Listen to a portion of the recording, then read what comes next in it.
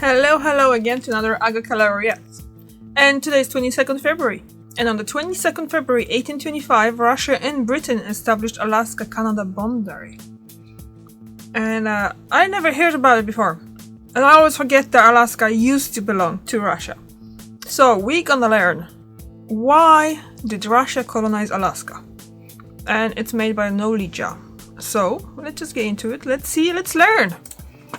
Because I always hear about how Russia sold Alaska to America, but never really how they colonized it, how they became the owner. Okay. The United States of America is famous for its collection of 50 states, and it's not often questioned how or when any of these territories even became part of the country. We know that there were the original 13 colonies, but after that, a lot of people just tend to jump ahead to when 13 became 50.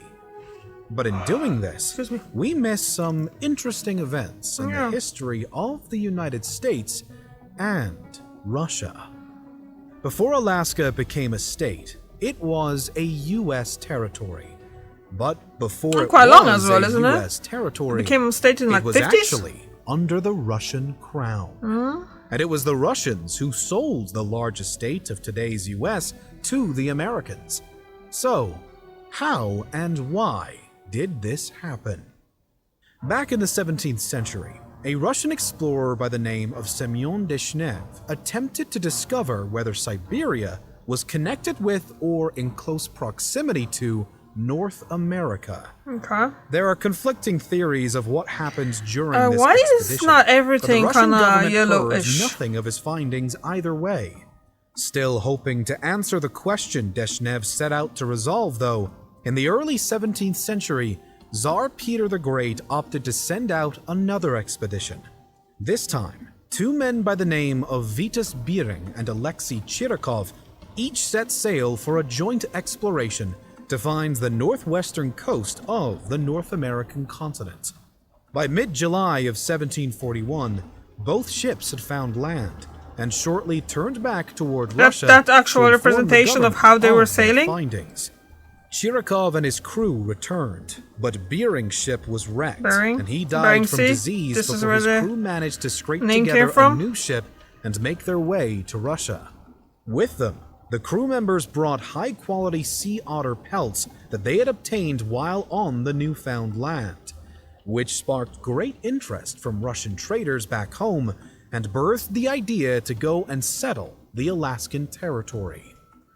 At first, Russian traders began by setting up hunting and trading posts along the Aleutian Islands to help with the length and challenges of continued trade runs to and from Russia.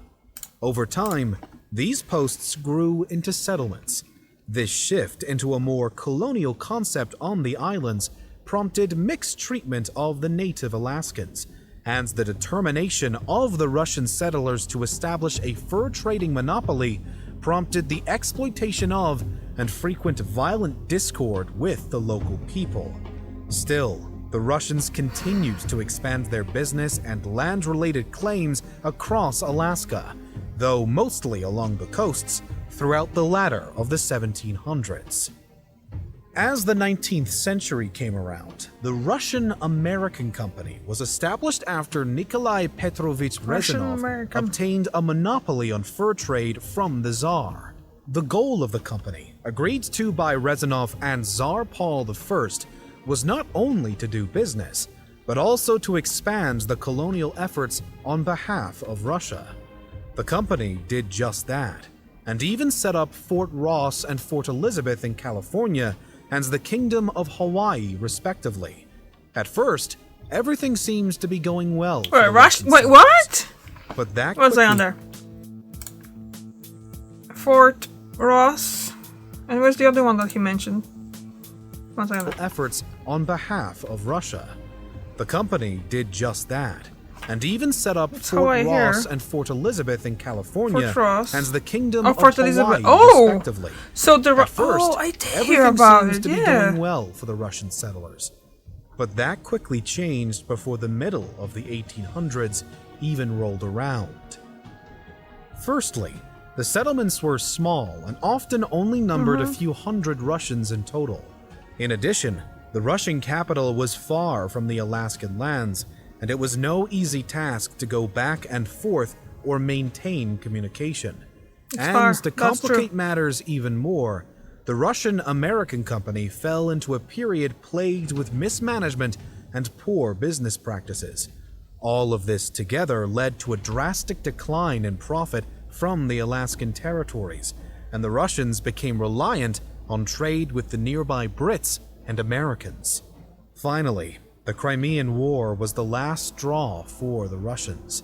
With the Alaskan settlement already crumbling and financially taxing, the sudden increase of expenses back home doomed any prospects of revitalizing the Russian-American company and its success. There now had to be a new strategy in order to avoid a complete and widely expensive embarrassment as Russia tried to reel in its territorial claims.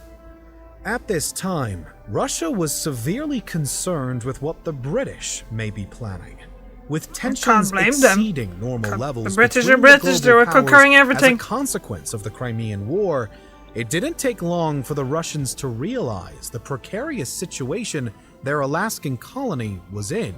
The land was extremely difficult to defend given its position so far from the Russian capital and mainland, and the Brits were right across the border in Canada, which gave them a front door entry if they wished to take it. Given these negative relations and Russia's warmer ties to the Americans by this point, the thought of selling the land to the United States began to seem like quite a good one. Believing that American possession of Alaska would help offset British dominance in the region and prevent an increasing threat to Russia, Tsar Alexander II decided that it was time to discuss an offer.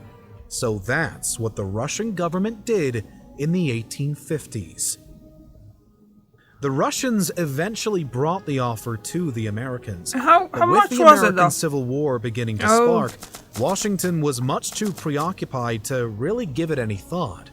Nonetheless, Russia was determined, and the proposal had gained some support.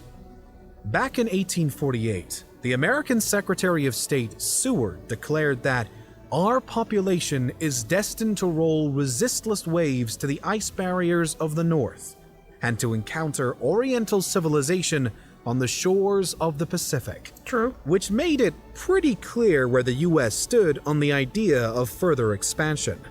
So, Russian officials continued to discuss the sale of Alaska with American officials over the next few years.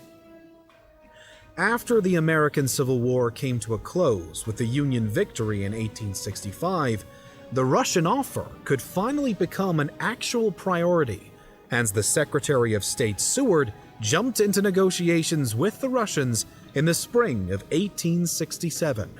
After some back and forth about the fairest price for the sale, both sides finally agreed on the stunningly low cost of $7.2 million for the entire territory. $7.2 million. On March 30th, 1867, the final treaty was signed, and Alaska became American. Ironically, the Russian and American presses were not so enthusiastic about the exchange for some time.